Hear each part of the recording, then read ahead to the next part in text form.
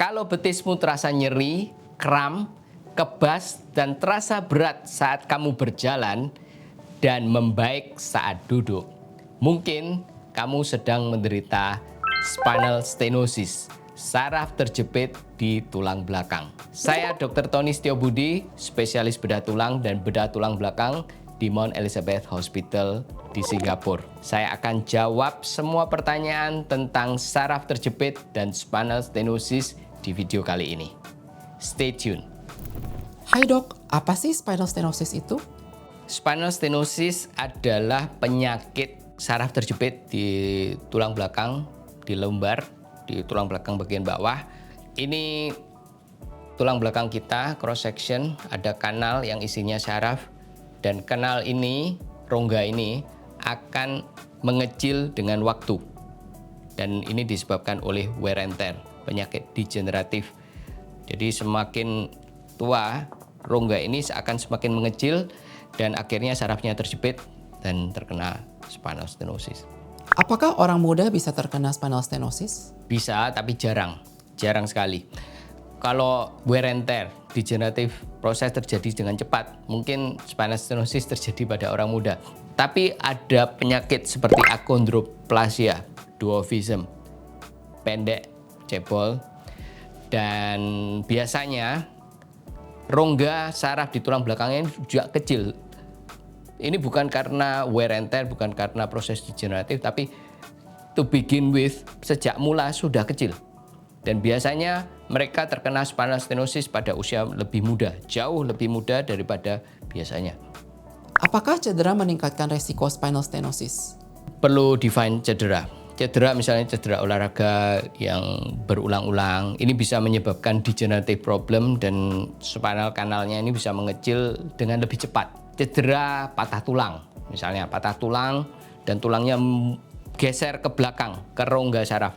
Ini juga bisa menyebabkan spinal stenosis, menjepit saraf. Apa bedanya spinal stenosis dengan HNP? Oke, ini pertanyaan yang bagus. Biasanya kalau di Indonesia, semua saraf terjepit, spinal stenosis, HNP, dibilang HNP. Sebenarnya sama-sama saraf terjepit tapi beda. Kalau HNP ini terjadi secara cepat, tiba-tiba. Bantalannya keluar, jepit saraf. Tiba-tiba baik, terus tiba-tiba sakit. Dan sakitnya biasanya parah. Tapi kalau spinal stenosis, ini terjadi secara perlahan-lahan karena ini proses degeneratif. Jadi rongga ini perlahan-lahan jadi sempit. Dan karena ini terjadi secara perlahan-lahan, saraf ini bisa menyesuaikan atau geser ke tempat yang lebih gede. Jadi bisa sempit sekali dan pasiennya tidak mengalami simptom yang signifikan. Bisa. Tapi suatu saat, ini kan mengecil terus. Suatu saat saraf ini tidak ada ruang untuk bergerak already. Dan akhirnya terjepit dan itu mulai terjadi simptom. Mulai nyeri saat jalan, kebas, kram saat jalan. Dan jarak jalan ini bisa memendek. Tambah lama tambah pendek. Itu spinal stenosis. Jadi beda sekali dengan HNP. Untuk orang yang terkena spinal stenosis, kenapa gejala membaik saat duduk atau membungkuk? Karena saat membungkuk atau saat duduk, posisinya flex seperti ini, rongga saraf ini membesar. Jadi sarafnya yang tadinya terjepit jadi tidak terjepit. Bukan hanya rongga di samping, tapi rongga di belakang ini juga akan membesar. Sarafnya lebih bebas dan akhirnya keluhannya bisa hilang. Kalau tidak seberapa parah, keluhannya bisa hilang. Apakah spinal stenosis bisa dicegah? Bisa. Tidak bisa dicegah 100%, tapi bisa diperlambat dengan cara menjaga berat badan, menghindari aktivitas-aktivitas yang salah, seperti membungkuk, ngangkat barang yang terlalu berat, duduk terlalu lama, dan terus jaga postur yang bagus. Semua ini bisa memperlambat proses degeneratif dan akhirnya juga memperlambat terjadinya spinal stenosis. Untuk orang yang terkena spinal stenosis, apakah surgery atau operasi jalan satu-satunya? Tidak. Surgery bukan satu-satunya solusi untuk spinal stenosis. Spinal stenosis yang ringan, penyempitannya ringan, gejalanya ringan, bisa ditangani dengan konservatif, dengan obat, obat untuk saraf, obat untuk anti radang, dan fisioterapi untuk menguatkan core supaya tulang belakangnya lebih stabil. Terus yang lebih simptomatik, yang simptomnya lebih mengganggu, bisa injeksi atau radiofrekuensi.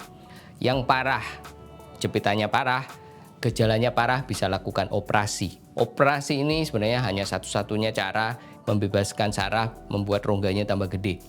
Yang konservatif, obat, fisioterapi, injeksi ini tidak bisa. Tapi bukan berarti semua harus dioperasi. Operasi hanya yang parah yang tidak membaik dengan penanganan yang lebih konservatif. Apakah penderita spinal stenosis harus menghindari olahraga? Olahraga sebenarnya bagus untuk spinal stenosis karena olahraga secara tidak langsung juga menguatkan core muscle untuk meningkatkan stabilitas di lumbar. Tapi olahraganya harus benar, harus pilih-pilih. Olahraga yang tidak membebani tulang belakang. Sebagian besar olahraga memang tidak membebani tulang belakang, tapi olahraga seperti squat dengan beban yang berat, deadlift dengan beban yang berat, ini tidak bagus untuk pasien yang terkena spinal stenosis. Tapi olahraga bench press atau pull up itu tidak membebani tulang belakang. Itu bisa dilakukan dengan aman untuk pasien yang terkena spinal stenosis. Bagaimana dengan bersepeda? Apakah ini bisa mengurangi gejala spinal stenosis? Bersepeda itu adalah olahraga yang disukai oleh penderita spinal stenosis. Karena sekali lagi posisi atau postur saat kita bersepeda adalah membungkuk. Membungkuk ini membuat rongga yang tadinya sempit menjadi lebih gede. Orang yang terkena spinal stenosis bisa bersepeda jauh, tapi tidak bisa jalan jauh, gitu. Tapi sepeda ini tidak bisa menyembuhkan spinal stenosis. Ya. Bersepeda tidak bisa menyembuhkan spinal stenosis, tapi adalah olahraga yang nyaman dilakukan oleh penderita spinal stenosis. Oke dok, sebelum kita tutup sesi tanya jawab ini, apakah ada pesan-pesan untuk subscriber kita? Ya, tulang belakang kita penting sekali, harus dijaga dengan baik supaya awet. Penyakit-penyakit degeneratif seperti spinal stenosis ini bisa diperlambat dengan menjaga berat badan, terus berolahraga yang teratur, tidak duduk terlalu lama, tidak banyak membungkuk. Ini semua kalau dilakukan, tulang belakang kita akan tahan lama. Jadi spinal stenosis ini bisa dicegah atau dihindari, diperlambat. Itu tadi video tanya jawab tentang spinal stenosis, saraf terjepit di tulang belakang.